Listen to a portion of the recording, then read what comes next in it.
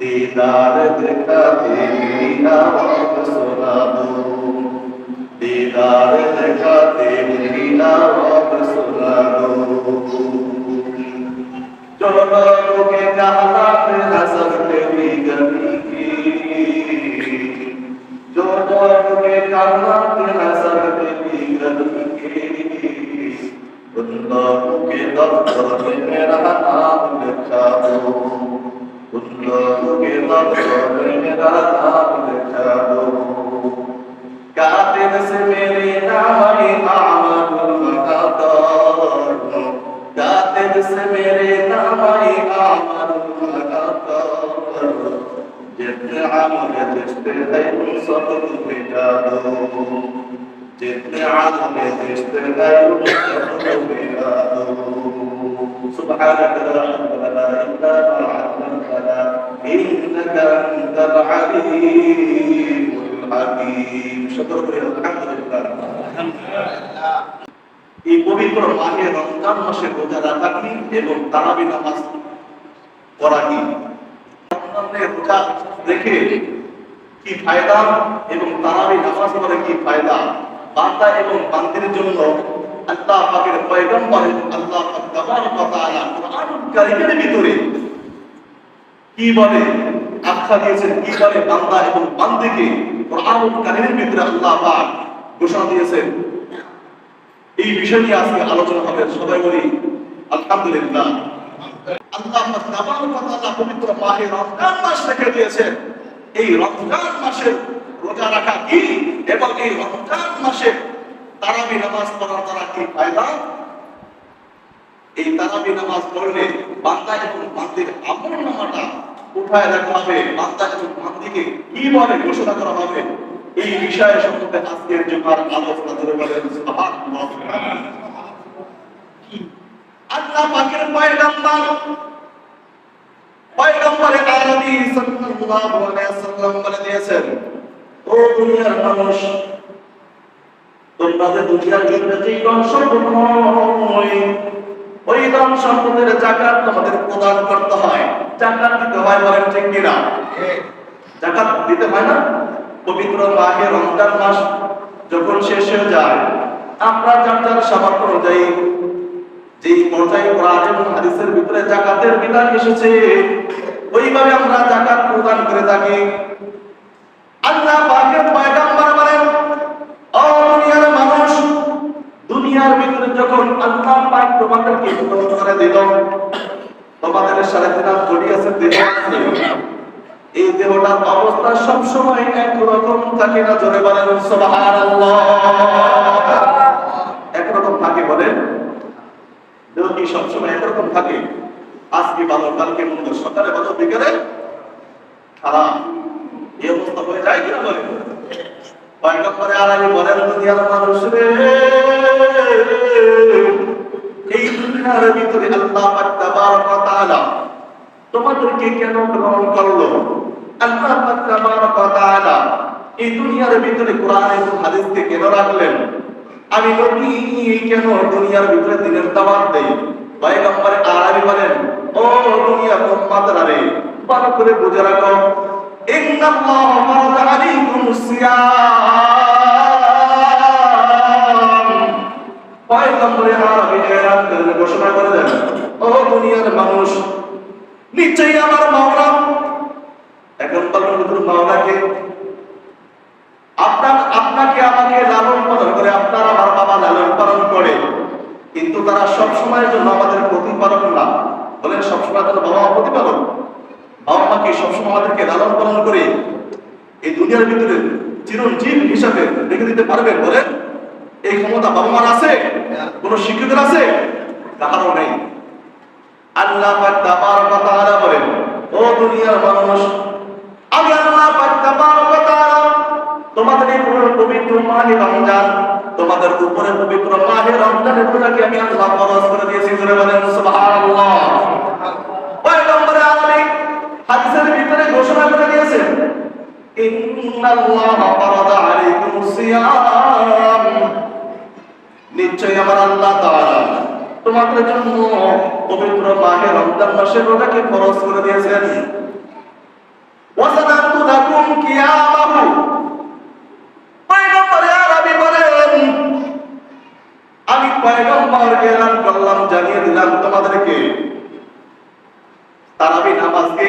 সুন্নতের মুআক্কাদা করে আমি পয়গম্বর তোমাদের জন্য দিয়েছি। জোরে বলেন আলহামদুলিল্লাহ। এরপরে পয়গম্বর আরবি বলেন ফামান কামাহু ফামান সামাহু ওয়া কামাহু। এখন প্রশ্ন হইতে পারে হুজুর, আল্লাহ তাআলা পবিত্র মাহে রমজানের রোজা আমাদের উপরে ফরজ করে দিয়েছেন, আল্লাহর বিধান। আল্লাহ পাকের পয়গম্বর তারাবি নামাজ পড়া সুন্নতে মুআক্কাদা বানিয়ে দিয়েছেন। এখন তাহলে কোন কোন ব্যক্তিরা তারাবি নামাজ পড়বে, রোজা রাখবে? মুস্তাশিকরা বলে কোন কোন মানুষগুলা তারাবি নামাজ পড়বে এবং মাহে রমজানে রোজা রাখবে? ওই মানুষগুলো কারা? দুনিয়ার ভিতরে যে সমস্ত বান্দা এবং বান্দেরা ঈমান গ্রহণ করেছে, যারা ঈমান গ্রহণ করে নাই তাদের রোজা, যাকাত, তাদের ধন সম্পদ যত বড় কাজে ব্যয় করুক না কেন আল্লাহর দরবারে তাদের আমল জান্নাত পরিমাণ কবুল হবে না। জোরে বলেন নাউযুবিল্লাহ। পয়গম্বর আরবি বলেন, ও দুনিয়ার মানুষ, ফামান কামান সামাহু ওয়া কামাহু ঈমানান ওয়া ইহসাবান। যে বান্দা এবং যে বান্দী আত্মমর্যাদা নিয়ে, আত্মবিশ্বাসের সাথে, ইয়াকিনের সাথে পবিত্র মাহে রমজানের রোজা রাখবে।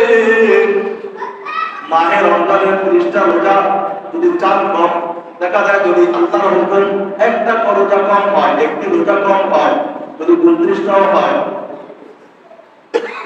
এই রোজাগুলো যখন ঈমানান ওয়া ইহতিসাবান আত্মমর্যাদা নিয়ে, আত্মবিশ্বাসের সাথে আল্লাহর হুকুম অনুযায়ী, আল্লাহর নবীর তরিকা অনুযায়ী যখন কোন বান্দা এবং কোন বান্দী পবিত্র মাহে রমজানের রোজা রাখবে, রোজা রাখার সাথে সাথে 30 দিন হোক বা 29 দিন হোক এই তারাবি নামাজগুলো সুন্দরভাবে আদায় করবে। পয়গম্বর আরবি ঘোষণা করে দিয়েছেন, ও আমার সাহাবারা, ভালো করে বুঝে রাখো, যে সমস্ত বান্দা, যে সমস্ত বান্দেরা, যে সমস্ত মুমিন মুমিনাতরা পবিত্র মাহে রমজানের রোজা রাখলো, রোজা রাখার সাথে সাথেই তারাবি নামাজ পড়লো, আমার আল্লাহ পাক তাবারাক ওয়া তাআলা খরাজা মিন যুনুবিহি কায়াউমিন ওয়ালাদাতুহু উম্মুহু রাওয়াহুন নাসাঈ। ওই বান্দা রোজা রাখার পরে 30টা দিন তারাবি নামাজ সুন্নতে মুআক্কাদা আদায় করার পরে পয়গম্বর আরবি ঘোষণা করে দিতেছেন, ওই বান্দা এবং ওই বান্দির হুকুম হলো, ওই বান্দা এবং ওই বান্দির বিধান হলো, ওই বান্দা এবং ওই বান্দি দুনিয়ার কোন সাধারণ মানুষের মতো না।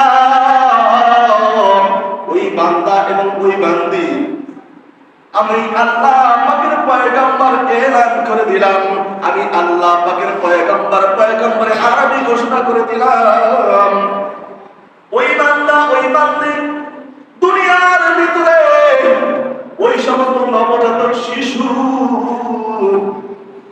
যারা মায়ের গর্ভ থেকে সবে মাত্র দুনিয়ার জমিনে পদার্পণ করলো, দুনিয়ার জমিনে আসলো, দুনিয়ার জমিনে আসার পরে ওই নবজাতক শিশুর যেভাবে কোনো গুনাহ নাই, দুনিয়ার আদর্শ মনে সে কিছুই বুঝে না, জানে না, দুনিয়ার জমিনে আসার পরে ওই শিশুর যেভাবে গুনাহ নাই, নিষ্পাপ বাচ্চা, আমার ওই উম্মতদেরকে জানিয়ে দাও যারা 30টা রোজা রাখবো, রোজা রাখার সাথে সাথে তারাবি নামাজ আদায় করলো, ওই সমস্ত উম্মতেরা দুনিয়ার কোন সাধারণ মানুষের মতো না, ওই সমস্ত উম্মত বান্দা এবং বান্দি হোক, তারা আমি নবী ঘোষণা করে দিলাম, নবজাতক শিশু যেভাবে দুনিয়ার জমিনে পদার্পণ করছে গুনাহ মুক্ত অবস্থায়, সেই অবস্থায় আমার উম্মতের ভিতরে সমস্ত উম্মতের মুহাম্মাদিরা যারা রোজা রাখবে, তারাবি নামাজ পড়বে, ওই সমস্ত বান্দা বান্দি ওইভাবে গুনাহ মুক্ত হিসাবে আমার আল্লাহর দরবারে গ্রহণযোগ্য হয়ে যাবে। জোরে বলেন সুবহানাল্লাহ।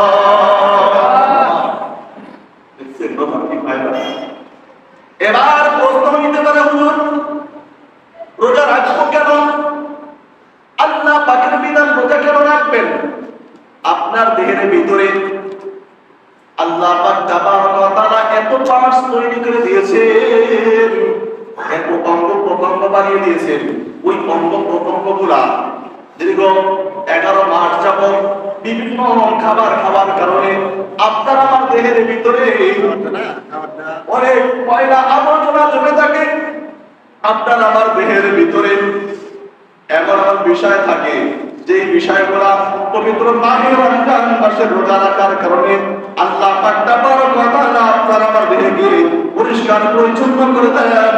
আপনার আমার দেহের যাকাত পবিত্র মাহে রমজান মাসে রোজা রাখার দ্বারা আদায় হয়ে যায়। ধরে বলেন সুবহানাল্লাহ। এই মাহে রমজানে রোজা রাখার দ্বারা আপনার আমার দেহ পরিষ্কার পরিচ্ছন্ন হয়ে যায়, দেহের যাকাত আদায় হয়। আল্লাহর পয়গম্বর বলেন, যেই বান্দা এবং যেই বান্দী রোজা রাখবে, রোজা রাখার সময় ওই বান্দার মুখের থেকে যে একটা গন্ধ আসে, দুর্গন্ধ, দুনিয়ার মানুষের কাছে দুর্গন্ধ, আমার আল্লাহ পাক বলেন, বান্দা জানো না আমার যে সমস্ত বান্দা বান্দিরা এই দুনিয়ার জমিনে রোজা রাখবে, আমি আল্লাহ পাকের কাছে তাদের মুখের যে দুর্গন্ধটা মিষ্ট আঙ্গুরের চাইতে অধিক বেশি পছন্দের, অধিক বেশি ঘ্রাণযুক্ত। জোরে বলেন সুবহানাল্লাহ। আরে কথা সাধারণ বলেন সাধারণ। এবার রোজা রাখার দ্বারা যখন আপনার আমার আত্মাটা পরিশুদ্ধ হয়ে যাবে, পবিত্র হয়ে যাবে, আত্মা কোথায় আল্লাহ রাখবেন? প্রশ্ন হয় কিনা? আরে হাদিস বলে দিতেছে, আমি যখন শুধু হাদিসের কথাগুলো, কোরআনের কথাগুলো আমার মুখ দ্বারা আমি শুধু বের করে দিতেছি। হুকুম কার? বলেন বিধান কার? আল্লাহর জমিন থেকে আল্লাহর বিধান কায়েম করা যাবে না ইনশাআল্লাহ। সবসময় আল্লাহ তাআলার হুকুম আহকাম মেনে চলবো, আল্লাহর নবীর তরিকা অনুযায়ী আপনারা আমার জীবন থেকে পাবো ইনশাআল্লাহ। এবার 2 নম্বরে আমি বললাম, দুনিয়ার মানুষরা যখন তোমার দেহকে পবিত্র করিয়া, যখন তোমার দেহের ভিতরে ময়লা আবর্জনা গুলো সাপ্লাই দিয়া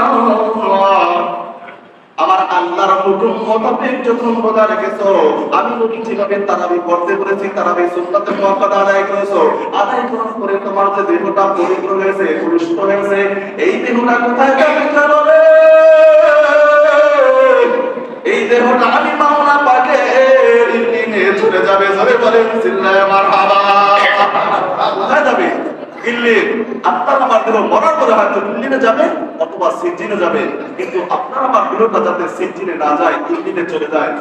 কারণ সিজ্জিন জাহান্নামে, টুকরার ভিতরে আপনার আমার দেহ ফালাইয়া কোনো লাভ নাই। আওয়াজ বলেন।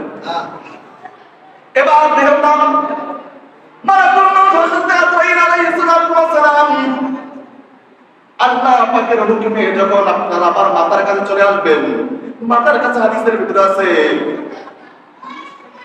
মালাকুল মউত বলিয়া, মালাকুল মউত যখন আপনার আমার মাথার কাছে আসবে, ইয়াতিসি তাওয়াসিহি, মালাকুল মউত আজরাইল আল্লাহর হুকুমে বলবে, আল্লাহ বলেন মালাকুল মউত আজরাইল আমার বান্দা 30টা রোজা পালন করেছে, কষ্ট করে আমাকে দিয়ে অসুস্থ ছিল, আমাকে দিয়ে আমার বান্দা আমাকে বলে নাই তারাবি নামাজ পড়তে গিয়েছে, যা যা মালাকুল মউত দেরি করিস না, মালাকুল মউত যা আমার বান্দা আমার বান্দির মাথার কাছে বসে যা, আমি আল্লাহ যেভাবে হুকুম করব, আমি আল্লাহর হুকুম ছাড়া মালাকুল মউত এক কদম হাত বাড়াবি না। বলে বলেন সুবহানাল্লাহ। আল্লাহ হুকুম ছাড়া মালাকুল মউত হাত বাড়াবে না। কিন্তু পাওয়ার আল্লাহ যেই পাওয়ার ফেরেশতাকে দিয়েছেন, ওই পাওয়ার অনুযায়ী কাজ করবে, ওই পাওয়ারের অতিরিক্ত কোনো কিছু ফেরেশতা করতে পারবে না। কত সুন্দর বিধান আল্লাহ তাআলা করে দিয়েছেন। এবার মালাকুল মউত হযরত আজরাইল আলাইহিস সালাতু ওয়াস সালাম মাথার কাছে এসে যখন বসবে, বসার পরে আল্লাহ বলেন মালাকুল মউত, কত মানুষের প্রাণ তুমি দুনিয়া থেকে নিয়ে গিয়েছো, মায়া লাগে না রে? তোমার কি মায়া লাগে না? বলে আল্লাহ আপনার হুকুম, আমি তো আপনার কাছ থেকে পারমিশন নিয়ে এসেছি। আল্লাহ বলেন মালাকুল মউত যা যান কবজ কর। বলে আল্লাহ আমার ভয় লাগে, আমার যদি কেমন লাগে, এই বান্দা তো দুনিয়ার কোনো সাধারণ মানুষের মতো না। আল্লাহ বলেন মালাকুল মউত তোকে আমি অনুমতি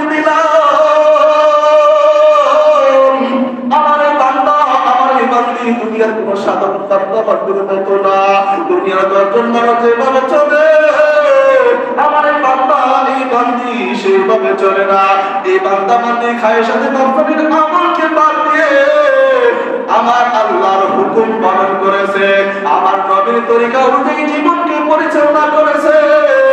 অতএব আমাদের মওদুদি অনুমতি চাও, অনুমতি ছাড়া এই বান্দা বান্দির জান কবর তুমিও করতে পারবে না। করে বলেন সুবহানাল্লাহ। এবার মালাকুল মউত আজরাইল আলাইহিস সালাতু ওয়াস সালাম ওই বান্দা বান্দির মাথার কাছে বসার পরে অনুমতি চাবে, কি বলে মায়ার সুরে ডাক দিবে। কোরআনুল কারীম আল্লাহ ইরশাদ করেছেন, ইয়া আইয়াতুহান নাফসুল মুতমাইন্না, হে প্রশান্ত হৃদয়। মায়ের সুরে দেখবেন বাবা যখন ছোট সন্তান দুষ্টামি করে, খেলাধুলা করে, পড়াশোনায় মগ্ন থাকে না, তখন বাবা মা সন্তানকে আদর করে ডাকে, আব্দুর রহমান আসবি না রে আমার কাছে, বাবা একটু আসো তোমাকে কোলে নিব, বলে কিনা? আল্লাহ পাকের রহমতের ফেরেশতা এইগুলো ডাকেন, আইয়াতুহান নাফসুল মুতমাইন্না উখরুজি ইলা মাগফিরাতিন মিনাল্লাহি ওয়া রিদওয়ান। নবীর হাদিসের ভিতরে নবী উল্লেখ করে দিয়েছেন, আল্লাহ কোরআনুল কারীমের ভিতরে ইরশাদ করে দিয়েছেন, ইয়া আইয়াতুহান নাফসুল মুতমাইন্না ইরজিই ইলা রাব্বিকি রাদিয়াতান মারদিয়া ফাদখুলি ফি ইবাদি ওয়াদখুলি জান্নাতি। হে প্রশান্ত আত্মা, এতদিন ইবাদত করছো, মাওলার হুকুম পালন করেছো, এখন আর তুমি দুনিয়ার সমস্ত খেল তামাশা, দুনিয়ার সমস্ত রং তামাশা ভুলে গিয়ে এতদিন আমার মাওলার হুকুম পালন করেছো, আসো আসো আমি আল্লাহর দিকে ফিরে আসো। মালাকুল মউত আজরাইল ডাকবেন, মায়ার সুরে দয়ার সুরে ডাক দিবেন, হে নফসে মুতমাইন্না, আসো আসো, তোমার প্রতিপালক, যেই প্রতিপালক তোমার উপরে রাজি এবং খুশি হয়েছে, ওই রবের দিকে চলে আসো। ওই রব তোমাকে ডাক দিছে, দুনিয়ার কোন এমপি মন্ত্রী এখন তোমাকে ডাক দেবে না, আসো তুমি রবের দিকে চলে আসো। এবার মালাকুল মউত আজরাইল আলাইহিস সালাতু ওয়াস সালাম জানটা কবজ করার পরে ওই ফেরেশতা আত্মাটা নিয়া সোজা প্রথম আসমান থেকে 7 নম্বর আসমান জমিন পার হইয়া মাওলার দরবারে চলে যাবেন। 7 নম্বর আসমান যখন পার হবে, প্রত্যেকটা গাড়িতে আল্লাহ পাকের অন্যান্য ফেরেশতার দলের সাথে সাক্ষাৎ হয়ে যাবে। অন্যান্য ফেরেশতারা বলবে, ও ভাই এই জানটা কার, এই রূহটা কার, তোমরা কবজ করে নিয়ে এসেছো। এবার মালাকুল মউত আজরাইল আলাইহিস সালাতু ওয়াস সালামের দলের লোকেরা বলবে, ও ফেরেশতা জানালা, দুনিয়ার জমিনে আব্দুর রহমানের ছেলে আব্দুল সত্তারের জানটা কবজ করে আছি, কলিলা খাতুনের ছেলে বিবি হালিমা খাতুনের জানটা কবজ করে এনেছি। এবার আল্লাহ পাকের কাছে যাওয়ার পরে 7 নম্বর আসমান জমিন পার হয়ে যখন আল্লাহ পাকের দরবারে যাবে, আল্লাহ বলবে, ফেরেশতা দেরি করিস না, দেরি করিস না, আমার এই বান্দা বান্দির জানটা তোমরা, আমার এই বান্দা বান্দি ইবাদত করার কারণে, আমাকে মুহাব্বত করার কারণে, দুনিয়ার মায়া ত্যাগ করার কারণে আমার এই বান্দা বান্দির জানটা রূহটা তোমরা এই লিনের ভিতরে সুন্দর করে সাজিয়ে রেখে দাও। জোরে বলেন সুবহানাল্লাহ। আর পবিত্র মাহে রমজানের রোজা সারা যাবে। আজকের বয়ান থেকে শিখলাম, আপনার আমার দিনটা যখন পবিত্র হয়ে যাবে, তখন আপনার আমার দিনটা আল্লাহ পাক দয়া এবং মায়া করে তার আরশ আযিমে নিয়ে 7 নম্বর আসমান জমিন পার হয়ে আল্লাহ পাকের দরবারে ইল্লিনের ভিতরে রেখে দিবেন।